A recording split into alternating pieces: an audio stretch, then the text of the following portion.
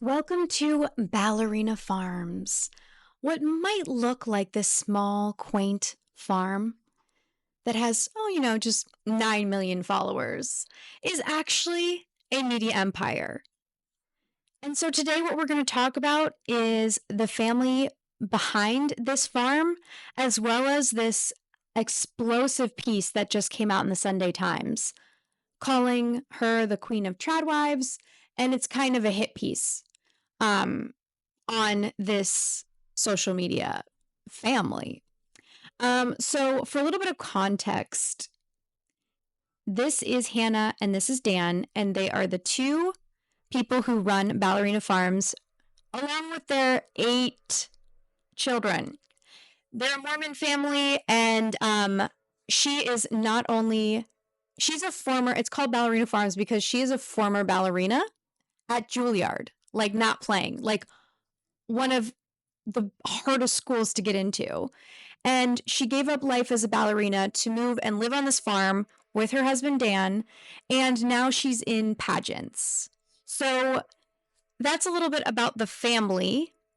I also want to get personal. I actually went to high school with Dan. And to be clear, I was not friends with him. He was the homecoming king, and I was a crazy cat lady, still am. And when I read this piece with that context of knowing him vaguely and knowing how and where he grew up and what kind of culture he grew up in, this did not sit well with me. It doesn't feel right. It very much is a hit piece on him. And they kind of frame him as this like patriarchal mastermind behind his wife's face, and that she has to be perfect to sell the business for him. Dan's reputation in high school, at least, again, I can't speak to today, was very kind. He was very middle of the road, like wouldn't disagree with anyone on anything. He's not going to argue with you. He's going to always try and keep the peace. Frankly, boring. Boring.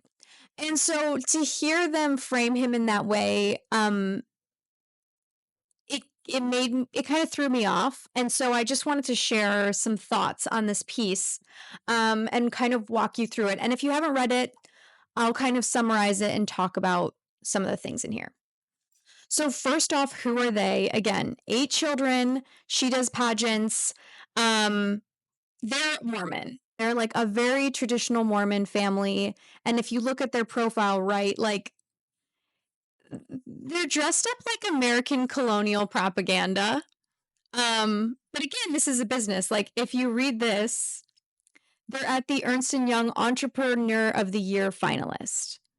So, you know, they're not just like this little farm family. Like they are business people, and this is a business empire. Built on this visual, which people call the trad wife. So they talk about it in the piece, and they mention 2 other trad wives. They mention Nara Smith. I don't know if that's how you say her name, who is famous for basically dressing up in designer clothes. She's also Mormon. She's a model.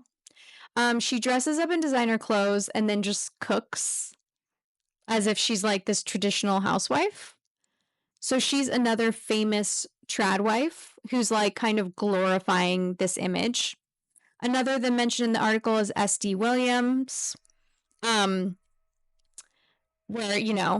she dresses up like a little 50s housewife. And they're calling Ballerina Farms the queen. Now, this is something that I think is interesting of how I think she's different. Hannah Neeleman is different. Let's just pull this up. Proud to be an American, proud to be a wife, proud to have a blue-collar husband, proud to be a homemaker, proud to be a Christian, proud to have left college behind, proud to stand by Donald Trump. God bless America.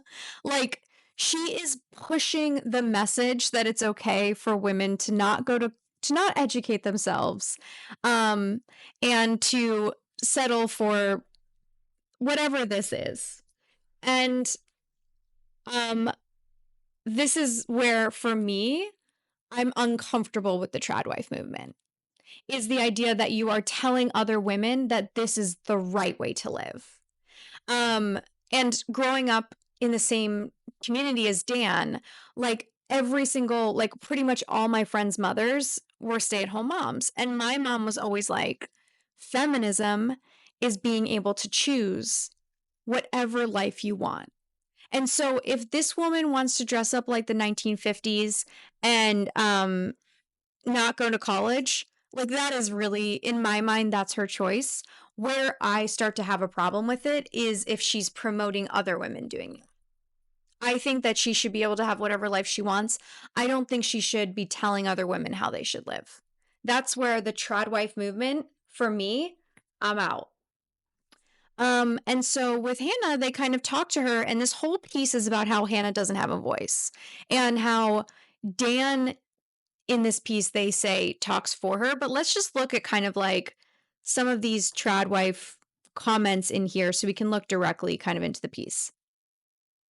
Neeleman is the most well-known trad wife, despite having never attached herself to the movement or even used the term. How does she feel about it? We were already together doing what we were doing, Daniel replies instead. And then trad wife came along. We can't help it. This is what we are. If we're a trad dad, trad wife, so be it. Neeleman, however, thinks otherwise. I don't necessarily identify with it, she says, because we are traditional in the sense that it's a man and a woman. We have children, but I do feel like we're paving a lot of paths that haven't been paved before.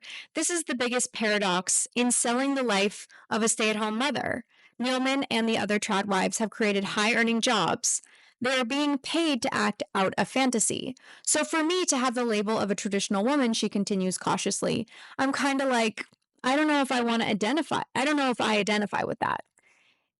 Is the husband the head of the household here? No, Daniel says. We're co-CEOs. Yeah, Neeleman says we are. So again, she's a crazy successful businesswoman.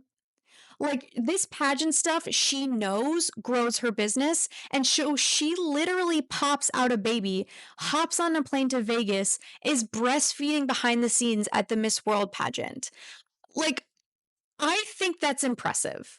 And if she were telling all other women that they should live this life, then I would be really frustrated that she's putting herself through all of this intense pain and really hard work.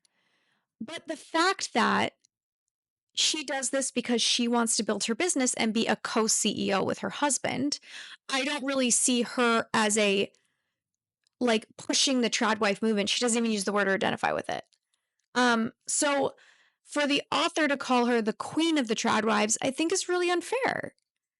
I don't want people to call things that I don't think I am, you know?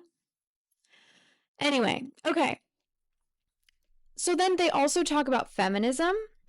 And this again goes to, is she a feminist? I feel like I'm a feminist. She stops herself. There's so many different ways you could take that word. I don't even know what feminism means anymore. She absolutely feels as though she has become politicized by other people. We try so hard to be neutral and be ourselves. Again, Dan in high school, always neutral. And people will put a label on everything. This is just our normal life. We head outside and into the truck, Daniel driving me in the front, toddlers in the back. So like, again, this goes back to like, what is feminism today? And that's why this article kind of like made me kind of think about this is like, if she wants to be this mogul that lives on a farm dressed like the colonial Americans in my history book, and she's happy, as long as she's happy and that's what she wants to do, I'm not here to judge that. That's not a problem for me. If she's pushing if she's telling other women that they should pop out a baby and hop on stage in a bikini, I'm like, whoa, whoa, whoa, whoa, whoa. Let's like, that's not a good message. I don't think moms across the world should be holding themselves to that standard. Okay. So now let's look into like where I kind of think the piece is a hit piece on Daniel when it shouldn't be. And that's because I don't think that her like the whole piece is kind of sad because she's just I mean, she's so impressive, but there's just like so much pain in this piece. Like And I'm talking like physical pain. So she had 8 kids. One of them was 10 pounds. Daniel is currently, this is her talking about birth. And she says like, let's see. So she gave birth to a lot of them at home instead of at the hospital. She also gave birth to them without pain relief. None at all. She shakes her head. Why? I don't know. I just have never loved taking it. She stops herself. Except with Martha, I was 2 weeks overdue and she was 10 pounds and Daniel wasn't with me. She lowers her voice. Daniel is currently out of the room taking a phone call. So I got an epidural and it was an amazing experience. Where was Daniel that day? It was shipping day for the meat boxes and he was manning the crew. But the epidural was kind of great. She pauses and smiles. It was kind of great. I want to ask her about birth control, but we're surrounded by so many children. She asks basically if they have planned pregnancies. They're like, no. She prays for the baby. And then her husband says, but for whatever reason, exactly 9 months after a baby, that she's ready for the next one, he says. It's definitely a matter of prayer, she says. So, like, they're blaming Daniel that she's, like, not taking painkillers and that, like, they have these just crazy popping out babies. Like, conveyor belt baby, baby, baby. But my question is like, growing up with Mormons, they can't have caffeine. They can't have chocolate. Yeah, they probably don't want you to have painkillers. And so I feel like they really are pushing home that it's her husband that's like forcing her. Like the Neelemans have strongly held Mormon beliefs. And, they kind of like stay out of the fray. Again, I remember him being very neutral. They're constantly neutral. They asked him about the abortion. They're like, oh, the church is like more lenient than a lot of states. So the whole time it's just like very much about God and church and living this life because they're on, they talk about being on God's path. Let me find it. Anyway, it's up towards the top. They talk about like, this is what God wants of them. And when they have other children, it's God's way. And so this is really about Mormonism. And not about Daniel. So then they have a whole section on, like, a big part of why people criticize him is because she was a Juilliard ballerina and she gave up this life to go live like a very rich peasant, like, I don't know how to say it. But like, that's her choice. And let's see if we can find. So she grew up in like, her family ran a florist, children were homeschooled, but she gravitated towards ballet. And at 14, she went to summer school at Juilliard, returning for her undergraduate degree, which she paid for by competing in scholarship pageants, beauty pageants that offer scholarships. Again, this woman's so impressive. And this piece puts it as if her husband's controlling her, and I feel it's so unfair to how hard she works. This was before meeting Daniel, who, is extremely rich. He's the son of David Neeleman, the billionaire founder of JetBlue. So, like, she started building this whole life for herself. Like, not the life she has now, but she started, like, establishing herself without him. And basically the article is saying that, like, she gave up Juilliard in her dream to be a ballerina to move with Dan. And that's kind of like the end conclusion they have. Let me just go down to that.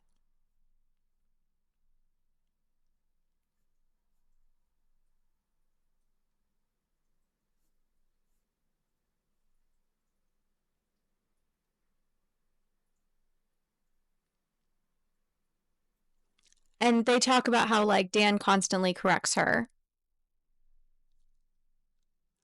But I think really the situation is like, I think they got the interview by saying they wanted to do a profile in the business, and Dan is like the PR, like how Dan is standing in on these interviews is very much, I live in LA, how a PR executive would be like, oh, don't ask the talent that. You know what I mean? Um, so if my husband was constantly correcting me and telling me what I was think, no, thank you. Absolutely not. Not in this house.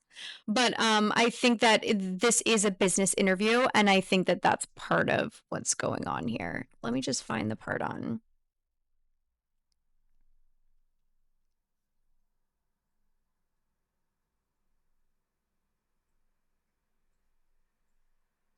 Oh yeah, they're like, Daniel wants to take me to see the new dairy farm buildings, blah blah blah.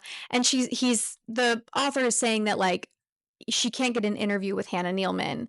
And it's like, yeah, it's a business. And he wants to show her the business. So was the interview to talk to Hannah Neeleman, or was the interview to profile the business Ballerina Farm? Because what Daniel is kind of the way he's kind of like controlling the narrative and the journalist is to show the business. And so I want to know the context of how the interview was set up. Oh, okay. So this is where she says that, like, basically, Hannah gave up her whole life for Dan. I look out at the vastness and don't totally agree. Daniel wanted. Oh, here it is. What kind of sacrifices? Okay. Our first few years of marriage were really hard. We sacrificed a lot, she says. But we did have this vision, this dream. And Daniel interrupts. We still do. What kind of sacrifices? I ask her. Well, I gave up dance, which was hard. You give up a piece of yourself. And Daniel gave up his career ambitions. I look out at the vastness and don't totally agree. Daniel wanted to live in the great western wild, so they did. He wanted to farm, so they do. He likes date nights once a week, so they go. They have a babysitter on those evenings. I mean, that's so horrible that he asks for her to go and enjoy a night without her children and thus them two together. What a monster. He didn't want nannies in the house, so they aren't any. The only space earmarked to be Neeleman's own, a small barn she wanted to convert into a ballet studio, ended up becoming the kids' schoolroom. So this is where the author is like, hey, she has zero say in the relationship, and it is really all her husband. But I don't really know that we know that. Like, again, going back to why this article is sad, physical pain. As a ballerina, they are going through so much physical pain, right? Like I've heard their feet are gross because their toes break, nasty, nasty. And like she could love dancing, but maybe she doesn't want the career of a ballerina. Like maybe she loves to dance. She clearly loves to perform because she's still doing these pageants. That's performing. But did she want the career of a ballerina? Because after you get to a certain age, you can't do it anymore. Or you can only be a teacher or something like that because it is so physically enduring. And so I think it's sad that more of her voice wasn't heard in this interview. And I get that's not the writer's fault. The writer didn't actually get time with her. Um, but I also think she has not she's shown us that she really likes being neutral and that she doesn't want to have a lot of opinions on these polarizing things. She just wants to live this life that she has. That's what she's shown us. And yeah, I think we need to respect that. And I don't think that makes her a bad person. And I'm not sure that I feel it's unfair to say that her husband is like the mastermind behind all this. I don't think he is. And I think that is unfair to her business prowess and what she has, frankly, built here. She has built an empire. They, co CEOs, have built an empire. And it makes me sad that they are kind of treated this way, even if I literally follow them as my daily reminder to take my birth control because I would never want this life. But I can disagree with I can say I don't want to live how they live, but if they want to live this way, that's their choice. All right, let me know what you think. And if I would love to hear other perspectives. I just think this is really kind of an interesting dialogue on feminism. And if there's any articles you want me to kind of break down, let me know. Okay. And follow my channel. I have a bunch more content like this. That's just kind of about like learning on what's going on in the world and culture.